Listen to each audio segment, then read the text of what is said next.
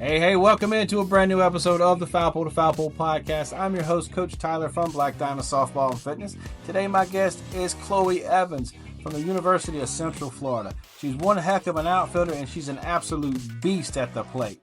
Chloe, I appreciate you joining me. Let's jump right in. What's it like right now leaning into the season? We're just about a week and a half or so away. I mean, how much are you feeling this? Yeah, I'm super excited. I think it's, become a great feeling that I am a senior, and I think it's become a surreal emotion for me just because I think it's been such a long journey, and I think it's I'm getting to the point where I'm excited that it's coming, but I'm getting sad, but I think it's just I'm ready for this last go around, and I feel like there's nothing in me that isn't going to leave it all on the line. So I think that's why I'm super excited for this year, because I know that the best way to go about this year is to have no regrets and just go for everything I'm able to. Yeah. Last year, you guys, made a run at it. Had a great year. You personally and as a team. Talk to me a little bit about how it went last year and what you're looking forward to bringing from last year into this season. Yeah, so last year was obviously my first season with UCF. Going in as a junior, I had a pretty confident year after my sophomore year at Minnesota. And then, hitting the portal, I came in with two other pretty big transfers, our shortstop, Jazz Williams, and then, our pitcher of the year, Sarah Willis. I think those were really big moments for the team. And I think that we brought a lot of, different aspects to the team. But I think that, all of us combined as a team, we had a really strong year. But I think that there was just, a little bit of things we were missing. I think that, coming into this year, we have almost every single starter from last year is returning. We have 11 seniors in total, so we're a very old and experienced team, and I think that's going to be really good for us in the long run. We're just all looking forward to this year, and I think that tells you how much we have to play for, just knowing that this is 11 of our last years, and 11 of us are here for the last time, and I think that's motivating. And I feel like if I was an underclassman, that would be super motivating to want to go as far as I can for the underclassmen. So I hope that's kind of what boat they're in. Yeah. As a senior and as sort of a de facto leader, because like you said, there's 11 of you guys, what are you looking for to get out of this year, aside from wins and losses? What are you looking for this year to sort of carry that UCF tradition? Honestly, I think the biggest part about our team is the culture, and I hope that we are able to remain consistent with the way we act all the year and keep those core values in mind at all given points in time. And I think that's what we really try and preach is, really what it takes to be a knight. And I think that's super important. And I hope that when we leave here, something that we always say is leave it better than you found it. And I hope that when I leave here, it's something I hope that people want to, beat some of those records that I've made, beat the records that are previously there. A lot of us leave who have, had some pretty big records. So I think it's something to really look forward to see what the girls behind me have to offer. And I mean, our freshman class is something that's going to be great. And I know that it may not fully happen this year for every single one of them, but I know that, the next 3 years after this or 4 years, if they decide to redshirt, I know it's going to be great because I see what they do every single day. So, I mean, I'm excited for the program after this year, but also very excited to see what they can contribute to this year. Yeah. You brought up the word culture, and culture is one of those words that kind of is synonymous with softball. And it doesn't matter if we're talking high school ball, if we're talking collegiate ball, professional ball, or even travel ball. And when you started playing and got serious about it, just being a part of a team and that culture, kind of it gives you somewhere to be yourself, and you have these people that are around you that are bought into the same thing. So take me back to when you first started playing and you sort of fell in love with it and, fell in love with the culture. Yeah, I mean, honestly, I think even from a young age, I always just I love the atmosphere that softball brings. And I think that it takes a really strong person to be able to play this sport. Obviously, it's, a big game of failure. But I think even from a young age, I've played on multiple travel ball teams. And I think that each culture was different. And I think I loved that about each one of my teams. One of the main teams that I played for was a small team out of Wisconsin, but we showed up to tournaments and we were ready to fight. We were ready to play. It was just a bunch of girls that, we all kind of just strung together, and we all like loved each other. We all were so competitive. It was like we wanted to be that team that was like we walked up and everybody was like, "Oh, great. Like we get to play this team." But I also was on teams like when I was a younger age that it was like we were dominant, and I mean, I loved that growing up. Like I loved just absolutely winning. And I mean, now in college, I think like through my process when I entered the portal, the thing I wanted the most was a good culture. And I think that, looking back on what I've enjoyed about my teammates, from all of the years prior, like I was looking for a team who wanted to, be a part of my life for the rest of my life. And I think that like my travel ball teammates are those girls. And I think that that's really what I was looking for in my new home was people that I could, keep for the rest of my life. And I think that's really what I found at UCF. And I've made some of my closest friends here. So that's really what I'm grateful for about coming here. You know, UCF, can't remember a time that we weren't paying attention to and talking about UCF as a contender year in and year out. It seems like more and more people are starting to pay attention to UCF. It's you hear about the Alabamas and the UCLA's and these other teams, Florida, stuff like that, but there's a lot of good teams in the state of Florida. I mean, I don't put any of them above in what UCF has been able to do over the past couple of years. How does it feel to you to represent the Knights? Because there is a Florida State, there is a Florida that's there. I mean, it's kind of. I'm sure there's talk about like that y'all might be like the little sibling or something like that. Kind of talk me through that a little bit. Yeah, I just think that, coming down to Florida, like I'm not originally from here, so I guess I didn't really know a whole lot about like all the Florida schools. I'm a Midwest kid, so like growing up in Wisconsin, I didn't really know a whole lot about like Florida. Obviously, you know about just like the main universities, but when I got here, like it just felt like everyone kind of talks about us as like the underdog. And it's like we had our rival against USF when we were in the American. And like obviously that was pretty big because, they basically called us, just like the team up the road. And it's just like it's crazy to like hear things like that just because there are so many schools in this state and there's so much competition. And I mean, now as like a player and working camps down here for UCF, like there are some good softball players in the state of Florida. And I mean, having them come to like our camps and like going to other things, seeing people play, like, I mean, there's a lot of like, I understand why it's like hard for some girls to be like, oh, like FSU's my favorite school, UF's my favorite school. And then there's the girls that are like, well, UCF's my favorite school. And I'm like, yeah, that's a tough, it's a tough decision to be like, which one's your favorite? Just because all the programs are so competitive. And I just think that like, softball's really blossoming here, and I think that that's like great for the softball community. You've had the opportunity and the privilege to play at two Division I schools, and when we're talking about recruiting and stuff, and we see different things, we hear about D1 this and D1 that. And there's this D1 or bust mentality that's out there. Can you kind of speak on the talent level from D1 to D2 to D3, how that has shrank as far as the gap between softball players? And is that due to the popularity? Is that due to the growth of the game? Like, there are teams that you guys would go play against. And if we didn't know it was a D or a D3 school or a JUCO or a D2 school, whatever, we wouldn't be able to tell it just by looking at it. Mhm.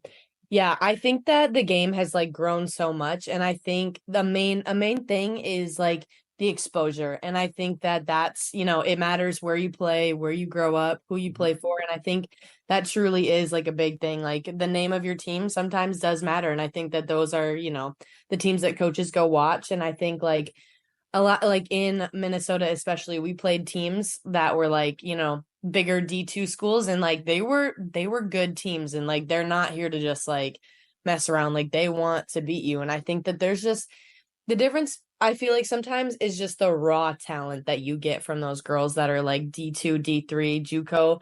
All of those girls, like they're just there to play because they love the game so much. And I think that when you talk about the like D1 or bust mentality, I think it's just like sometimes people who are D1 get complacent. And I think that in those other levels, there is no room for complacency because, you just have so much love for the game. And you like, if you're working towards going somewhere bigger, I feel like that's like that's then your main goal. It's just like, working your butt off, doing the best you can at the level that you're at Mhm. until you're able to hopefully like move up to the next level. And I think like I really think it's just like the raw street talent that some of those girls just have. Like they're just going up because they love the game and they just have so much talent that they just want to like keep playing and, show the love for the game. Yeah. You did transfer from Minnesota to UCF, and so you were able to take advantage of the transfer portal.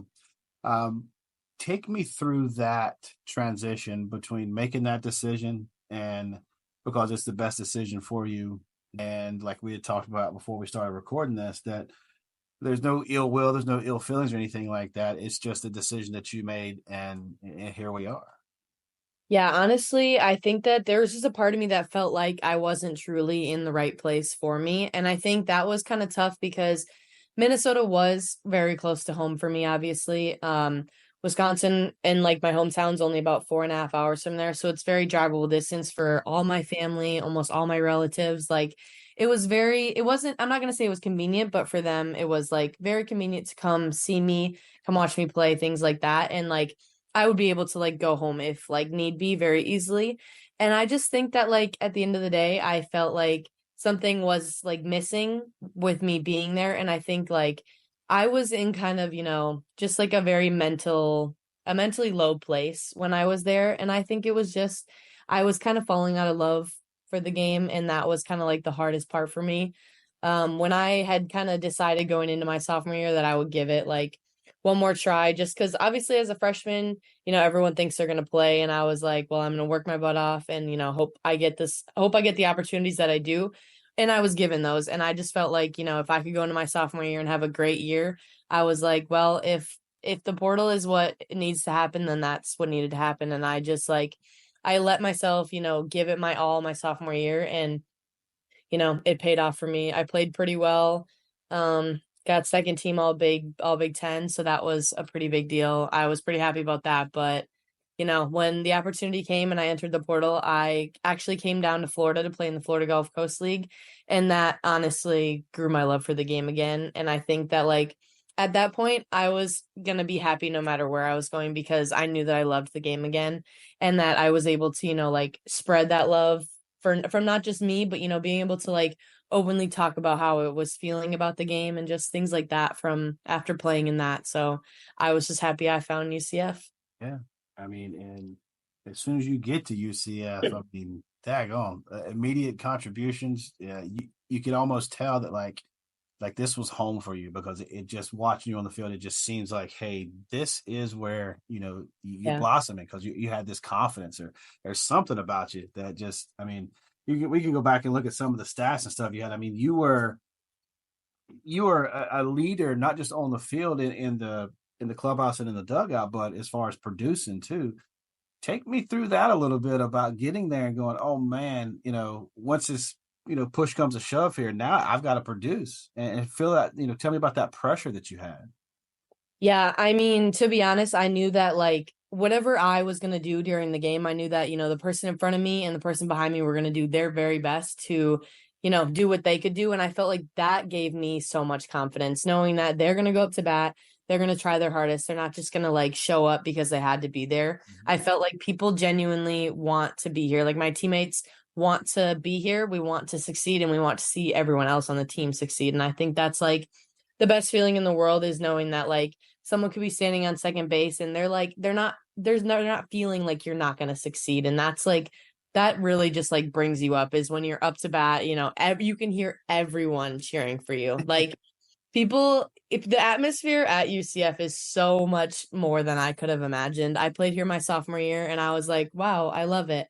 But I got here and it was like 20 times better when you're obviously on the actual team that Yeah. you're playing at. But like I just feel like all around everyone has so much confidence in you. It just doesn't feel like there's someone that's like that like thinks you're gonna mess up or thinks you're gonna fail. Like it just feels like everyone wants you to succeed, and that's so much easier to be confident in yourself and your skills. I mean, speaking of confidence, you had a couple of walk-offs last year. I think one was against Boise State. I think the other one was maybe the eighth inning against South Florida. Yep. I know the one against Boise State was a home run, a little oppo to left. I mean, Yeah. watching you around the bases. I mean, how cool is that feeling, knowing that you're eventually going to get back around to that plate and your team is right there for you? I mean, that might have been one of the best moments I've had so far in college, just because like we were winning for so much of that game, and then they decided to come back, and I was like, wow, it's already so late. Like we got to win this game. There's no going back from this. And seeing all of my teammates like so excited might have been one of the like best moments that I've had, just because my coaches were excited. The people that were still there at 1 a.m. were so excited. Like everyone was just so purely happy in those in that moment. And like it was like it took such like it's such it like took a weight off my shoulders. Like it was like everything I had feared about like the transfer portal and coming here, and like knowing that people thought that I was going to be this like type of person, it just like made me feel confident that that's like who I could be, just like I was in Minnesota. Like being here, I just knew I could be myself, and I was going to give it my all for the people that are around me. And those moments like really paid off. The USF one was also huge. Obviously, they were our rival. That was a school that I was kind of looking at to transfer to. So it was kind of something crazy. Like I was not expecting that to happen, but it did. I've talked to some professional athletes and some collegiate athletes, and ask them about the nerves and about sort of like the butterflies and stuff. Do the Mhm. nerves and the butterflies ever go away? And do you use those to be able to perform in those big moments? Honestly, when I'm like standing on the sideline, like listening to the national anthem, I think that's when they really start to kick in. It's like, wow, I'm really about to play another game in front of a whole bunch of people on TV. Like so many people are going to be watching. But honestly, I think the nerves do kind of go away. It's like it's kind of like a good feeling though. I feel like one thing that I like try to remember is that like fear is never going to win. Like fear cannot overcome you. And I think that being able to push the fear aside and be way more confident than fearful is the best way to, succeed in this sport. And I feel like if I'm being told to do one thing, failing the way that I'm being told is way better than, failing not trying and giving my best. So I think like sometimes standing in the outfield, I get really nervous because there's a lot of people out there sometimes at UCF, and I just gotta let it all go. I just gotta take a deep breath. I get a little nervous sometimes, but it's okay. I just gotta move past all that. There's no better place in the world to be standing out there in the outfield looking back at the stands with everybody right there, is there? Yeah, no, it's actually crazy. It's so cool that people like literally stand in the outfield with me. Like people are always trying to have a conversation. They're always saying things. Little kids are out there yelling my name. I'm like, wow, I'm not lonely in the outfield. It doesn't have to just be the catchers that hear all these good things. You talking about the national anthem. I was lucky enough to be in the Marine Corps for 10 years from 2002 to 2012. And it doesn't matter how many times I hear the national anthem, there's something about it that is, for me, it's the greatest hype song there is. Like everybody has their AirPods in and doing their thing, whatever, getting their hype music. But when I hear the national anthem, like I even got cold chills right now. If I hear it, it just does something to me. It gets me more pumped up than anything. And even back when I was playing sports years ago, it's just something about the national anthem. It's really just like a moment. I feel like that just like it sets the tone. I feel like I get up there and I'm like, it's time to have a good day. And it's just like it just like really feels good in your heart to just like be standing there and just like being ready for that game. It's like I agree. It really is the best I've done. We talk about the future of the game. We talk about the popularity of the game, and the sport is on TV like crazy. I mean, this time of year, like everybody's waiting for it. How can I watch it? Like whether it's the tournament down in St. Pete or if it's the Mary Nutter or wherever. Before we actually get into the conference games and stuff like that, where we can watch it on the networks and stuff. Why do you think the game has gotten so popular maybe over the last 5 to 10 years? Is it because it's on TV or it's because social media or is it a combination? I feel like probably a combination. I think that one thing about our game is that like women have gotten so much stronger, and like just the pitching, the hitting, the fielding, everything is so dominant. And Mm-hmm. like I think that people like genuinely enjoy seeing like what we can do. Like I think that honestly, like with Oklahoma too, like them being, just like a powerhouse team, and them coming up, obviously they've been, on the come up all these last few years. But like you talk about those, obviously like the Alabamas, the UCLAs, like those are like dominant pitching, dominant defense teams, and then they have like their hitters. But I think that like the hitting is something that people are like, I Yeah. feel like people genuinely like to watch us hit. And like pitchers are now pitching like 73, 75, like they're humming the ball. And I think that people just like they didn't really expect that. And I think that just the way that we're developing and being able to grow the game, through social media. And I think like the fact that a lot of softball players are on social media from all over the country, like almost all colleges, I feel like at least one girl is out there making TikToks about their team. And I feel like it's just like there's so much relatability from Mhm. growing up and being able to post things about growing up and travel ball and talking about now being in college. I feel like that like helps those like younger athletes like see what we actually do. And I feel like they genuinely enjoy being able to see what I'm doing and then being able to watch me on TV and being like, well, I know her a little bit better than just like not knowing her at all. I think that that's definitely helped out a little bit. Yeah, I agree. I think the fan base has grown because you guys we can reach out and touch you. You know what I mean? Mhm. Like we have you there. Like it used to just be camps and there would be a couple of games on TV and stuff, of that nature. But now it's just like we see you make some, incredible play or something, and then we can search you up and we can find your name and stuff like that. We can look on Facebook, we can check you out, on TikTok or wherever, and it's like, oh, okay, wow, she's got a dog or she's from, and it gives us that piece where it's like you're tangible now. Like we can be a part of your journey. Like we feel like we're like with you, like it's LeBron James or Michael Jordan or someone like that. And I absolutely love it for the game. Um, I don't think there's any better advocates for sports in Mhm. any other sports around other than softball athletes. I mean, going to working at camps and like you said, you work the camps at UCF, you're able to help young kids and kind of they're able to be able to see their idols and be able to play alongside you and get that tutelage from you guys. I mean, and you reverse that, and then you're giving back to the sport because years ago that was you, right? And so now you guys are the pioneers from the sport, and it seems like there's been a lot of pioneers, as far as the game of softball is concerned. How does that make you feel that you're someone that people look up to and they want to be just like you, and someday there's going to be like I was watching Chloe back when she was at UCF, and then now here I am at UCF.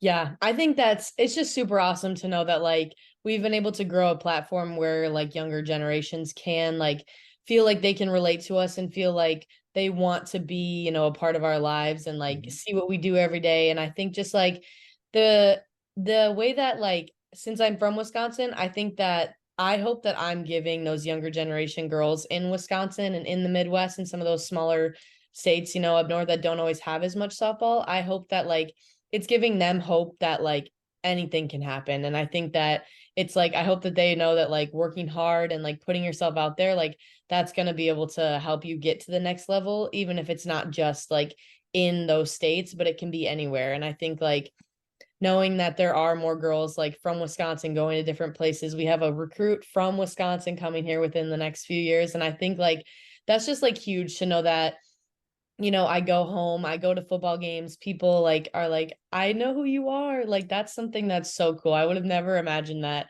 a little girl would come up to me at a football game and know exactly who I am. Like it's something that's so crazy, but like I've learned to love it so much just because that's like not everybody gets that. And I think that's like something really special. And I'm glad that like I've been able to make an impact on the younger generation. You are a role model. And speaking of role models, who did you look up to when you were younger? And it's just like, wow, I like her. Yeah, honestly, when I was like quite younger, I caught for Megan Kleist, who, she first went to Oregon and Mhm. then went to Louisiana Lafayette. And I feel like that was someone who obviously I knew played college softball, but I wasn't always like super like I didn't really know that I wanted to play college and softball really until I was like literally a junior in high school. Like I had no idea. I didn't really think about it, and I didn't really know if it was like a reality. And then I feel like just watching the game. I think that like not really necessarily just like a few specific people, but just like overall, like watching like Mhm. how good the girls were at the World Series. And I know that that was really the only games that were necessarily on TV. Like a few years ago. And like, I think that that's really when I started watching, was when I noticed that it was on TV. And I mean, that's kind of what also grew my love and like wanting to be on TV one day. So because I thought that was just like amazing that I saw that. Yeah. The game is so much faster than baseball, and I think that leads to a lot of the popularity from people that maybe didn't watch softball, and then now they catch it on TV and like, holy cow, we can watch a 7 inning game in like an hour and a half, Mhm. and everything is so much faster. We're talking 60-foot bases, we're talking 43-foot mounds, everything is just fast, and I think that that's what draws people's attention to it. And then of course you have the long ball. I mean, we're talking 200-foot fences here. At Mhm. some point, I think something needs to be done because, like you said, there is bigger, faster, stronger athletes, and you guys are just jacking the ball out of the yard all the time. I asked Michelle Smith this same question, and we were talking about what is that next step of maybe doing something about so much long ball. Is there something about moving the fences back or raising the fences or whatever you can do? And I think the easiest thing, and this is my opinion, I would love to get yours. A, do you think there's too much long ball? And then B, what could what could we do for the sport to, especially for college, to to keep the ball in the yard a little bit more? Yeah, I mean, specifically at UCF, obviously, they had just gotten a new fence, I think like 2, 3 years ago. Mm-hmm. And if you notice, obviously center field's like quite tall. I think it's like 15 feet tall. And then the rest of it's probably like 8 or 9 feet tall. And so like I think that keeps the ball in the yard quite a bit more. Like I know personally I hit like 5, 6 balls off the top of the wall last year. And I mean, it's frustrating for me, but like I know we do it for the pitchers, but I think like that is something that, having a taller wall, it is harder to hit a home run. It is harder to get the ball out. But honestly, I think that like the amount of like home runs that are being hit right now, I think that it's great. Like both sides. Like, I mean, it sucks when you're on defense, but like I think just like, girls hitting, no more than like 20 home runs. Like I think that's a lot. Like I've Yeah. never hit that many, but like hitting 20 home runs is still like really impressive in our sport. And I feel like it's at like a good amount where it's not like someone's hitting a home run every single time they come up to bat. But Right. like I think it's at a good base right now. But obviously, like I said, with people developing, with the sport developing, pitchers developing, I think it might obviously go further or need to be changed. But I feel like for now, I mean, I think it's in a pretty good spot. But yeah, obviously making the higher fences is something that, keeps the ball in the yard a little bit more. Yeah, there hasn't been a major change in the rules and in the sport since probably 1988, back when they went from pitching from 40 feet to 43. Mhm. I know that there's two different sides of it. It's like, okay, from 40 feet, the pitcher has, the advantage because it's closer and they can throw it harder. Well, Mhm. from 40 feet, the ball doesn't break a whole lot. Now Yeah. you back them up that extra 3 feet, and the ball is able to move all over the place, but the hitter has more time to react. So I think it kind of helped both and even the playing field a little bit more. Mike Andrea was talking about that now that when it happened, this is, man, 40 years ago almost, that it sort of evened the game up. But now, you can see the pitchers are able to work that ball. How Mhm. hard is it to hit a rise ball? Personally, I have a super flat swing, so I love to hit rise balls, but they are tough. Girls that really can command their rise ball are crazy. Like people that really can make that ball jump, they've got something going on. And the girls that can make it jump and they're pitching fast, like you just got to swing over your head and hope for the best. Speaking of pitchers and stuff, who is your favorite pitcher to go against? Not someone that you have a crazy amount of success against, but it's just like my best against your best. You like the battle. Yeah, I mean, she's gonna laugh about this, but probably Alex Storako. And I only say she's gonna laugh about this because we ended up being teammates in the Florida Gulf Coast League. And then obviously I didn't get to face her last year, but obviously playing her at Michigan, I did. And she struck me out a handful of times. I hit a home run off her. So I was like, it's a pretty fair playing field at this point. But she's just so competitive. And I know that her ball moves. She's got good speed. Like she's ready to just like attack. And she just like she's a good pitcher. And I mean, I love facing good pitchers. It's just like it's such a good feeling to know that like their stuff is great, but like you just gotta be better. And Yeah. I like love that mentality. Yeah, I think, man, it's gotten to the point now where you don't see too many pitchers going through the lineup 3 and 4 times like years past. Now you have almost like baseball to where you have your starters that can get a few, and then about that second time through, they're bringing in another pitcher, changing up. Maybe there's a setup, maybe there's a specialist, and then there's type of closer. Talk to me a little bit about that transition that you see a lot of teams are going to now. They really are using a bullpen or using sort of a set of pitchers versus just having one or two aces and hey, we're just going to ride them, all 60 games. Yeah, I mean, from experience, we have 9 pitchers, and like you put one in, and then you put another in. It's like you're getting so much like change of speed, change of direction, change of plane, and I think it's like it's tough. It's tough to be, just like throwing in different pitchers, and it's about like quick adjustments. I mean, the elite teams are gonna know how to make those very quick adjustments and just being okay with failing at those adjustments. Like you're throwing in a rise ball girl that's pitching like maybe max 60, and then you put in a drop ball girl that's pitching 70, and like you just have to be able to flip a switch so fast and know that like you can't keep doing what you were doing. And I think that it's crazy that like you can throw in so many different pitchers. You can throw in a pitcher like, like our pitcher Sarah Will, she's got a 45-mile-an-hour changeup, like, but then her fastball is like 73 miles an hour. And if you put in a girl right after her that's, a lefty throwing, just curveballs at you. Like it's just such a different world when you have one at bat against someone. And if you're unsuccessful, you have to move on because you're seeing a new pitcher sometimes. Like it's just like you don't have that ability to, like make an adjustment against that next girl. Like you have to, really flip a switch and you're going on to the next girl. So I think it's like I definitely understand how that can be difficult. And it's an advantage to the game now with how many pitchers there are. Yeah. I mean, you have to be ready. I mean, colleges now have bigger rosters, and it creates that competitive atmosphere.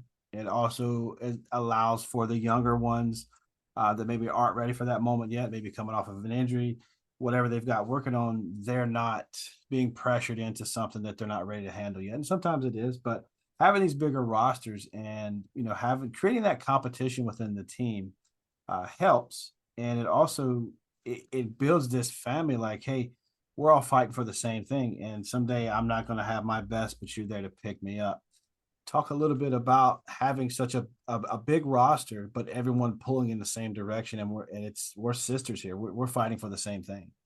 Yeah, I think that, having a bigger roster, like you've got 2, 3 girls at each position. And I think that honestly makes a team so much better because if you have someone on your tail, like pushing you every day to be better, like that's going to make the team overall just so much better. Like you've got these younger girls coming in. And I mean, even if you were someone that was starting and, the younger girl comes in like in front of you and might be like a hair better, it's going to make you better because you're pushing, to get your spot back, to win that spot. Like, I just think that the bigger rosters are also like it's very easy to like have people in like specific roles and like have them know their roles. Like you've got base runners, you've got pinch hitters, you've got girls that are gonna just be thrown in on defense, like you've got all the pitching. And I think it's just like a big thing about having a big roster is knowing your role. And I think Mhm. like buying into what role you're given is going to be the best way to be successful. And, always hoping that the person in front of you is still succeeding and never failing because that's not going to help the team in any way. Yeah, I spoke about that on a previous podcast about sort of earning that spot by taking it away from someone instead of someone failing and then it kind of just falling into your lap. I mean, no one wants to win that job. And having a team with a good culture, it kind of pushes everybody. And if you end up taking that spot, you take that spot, but it's not something that you did maliciously or something like that, or these girls were failing or having the yips or whatever. So I just love talking about the college game. And again, I'm so glad you came on here. What are you looking forward to getting started like right now? Like, can I don't know. What do we said the February 8th, like, are you looking forward to that first pitch? Are you looking forward to that first trip in the bus? Like, what are you looking forward to? Like the number one thing, like right now, I cannot wait until it happens. I honestly cannot wait for my first at bat. Like I can't wait to just like because we've been pacing our own pitchers for so long. Like we've been seeing, what they've got, but I'm excited to just be able to like go up against somebody who I don't necessarily know or haven't seen before, and just like be able to put my best game against their best game. And I think that, first game out, everybody's going to be just straight ahead and everybody's going to want to win. So I think, that first game, the first at bat, when I get to go up to bat, after defense, like I'm going to be so excited, but I gotta, calm myself down before I go up to bat. What are you personally taking from your experiences from last year into this season that maybe you learned last year that you're going to be able to help, be successful this year? Yeah, I think just, continuing to learn how to be, like a little bit less selfish. I think especially being like a 3, 4, 5 hitter, I think it's really like you really have to remember that like it's not always about your at bat, but it's about scoring those runs that are in front of you. And I think that, last year I had some success, but I think that I got to learn how to, continue to fail on that like harder end of scoring those runs and, taking maybe a hit away from me, but getting 2, 3 RBIs. Like, I think it's just those are going to be big things for this team. And, making sure that I'm at my best and doing what the team needs me to do is going to be the best for us. Yeah. You drove in 49 runs last year. Are you going to be able to top that this year? That's the goal. Yeah. Hey, last year, I mean, a lot of success, and this year, I cannot wait to see you on the ball field, and just now that we've had a chance to talk, and for the people to kind of get to know you, it's been a lot of fun, kind of getting your perspective on things. If there was one girl that was listening to this and she was listening to word for word, what's a piece of advice you would give her as she was going through her recruiting journey and trying to figure out where she was going to land? Yeah, I think my biggest piece of advice is just to remember that, like, I would just say to never give up on like your recruiting process because mine happened very late. And I think that that's kind of what people don't necessarily understand. And they just kind of want to like give up because girls are getting those calls September 1st. But, everyone's different. And a coach could see you, in between your junior and senior year, and you could get in the best opportunity possible. You could be in the place you need to be. But I think also, with your recruiting journey, I think it's about finding the culture, finding the people that care about you and putting, athlete and student, making sure that those are two separate things, but also remembering that you are also a person and that you need to remember that you need to be happy, find a place that you can be happy. I think that something that when I walked onto campus, I knew that this is exactly where I needed to be. Everybody told me, when you know, and as soon as I stepped on campus, I knew. And it was like the weirdest feeling, but I genuinely knew that this is where I was supposed to be. And I think, it's just the never giving up and always going forward, doing your best. And I think, putting your best foot forward, hoping that everything works out in your favor. That you just got to keep going. Yeah, that is some great advice. Before we get out of here, I gotta ask you a few questions to kind of get your personality for these girls. So, what is in your earpod or earbuds that you're listening to, maybe in a workout or pregame? What is something that's your go-to music? Oh, I'm honestly not a big pregame music person, but if I was like working out, I'm a big country gal. I like to Mhm. listen to a lot of country music before like during workouts, stuff like that. I've gotten more into like, the R&B now that I'm down in Florida, but country is definitely my go-to. Do you have something that you like to listen to, something that you like to watch on TV, or sort of wind down when you're just trying to take your me time? Oh, I love to just throw on a good Grey's Anatomy episode. That or Chicago Fire. Chicago Fires, I've watched that since I was like literally 11 years old and I still put it on to this day. It's just like a good show to just throw on and listen to. What's your pregame meal? What's your go-to? Ooh,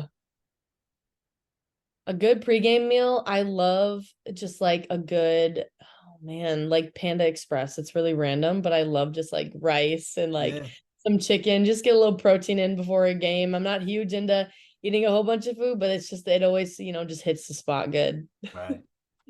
Are you a coffee gal? Are you Monsters? Are you Red Bulls? Are you energy drinks? Oh, I'm not really big into any of it, to be honest. I don't really drink a whole lot of Starbucks, Mhm. but sometimes I'll get a Frappuccino here and there, just throw Yeah, it in just in case I'm feeling it. yeah. Are you McDonald's or Burger King? McDonald's for sure. Well, I know. We've been on here just a little bit, and I want to thank you again for joining me today. It's one of those things, man, when girls get to hear the college athletes talk and get to know them and be like, look, mom, I'm just like her. I want to wear my hair just like her. Or look at what she's wearing today and stuff. It really means a lot to these girls. They may only be 7, 8 years old, 10, 12 years old or something like that, but just getting to know you and having the opportunity to kind of ask you these questions today, I feel like I've gotten to know you, and I'm even more of a fan of yours now. So thank you so much for joining me today. Yeah, thank you. I appreciate coming on here. All right, man, a lot of fun catching up with Chloe. A great episode. She really gave us a lot of stuff. If you like this type of stuff, man, check out this one with RT. There's a lot of good information in that one as well. And as always, if you share this with a friend, be sure you tell them you love them.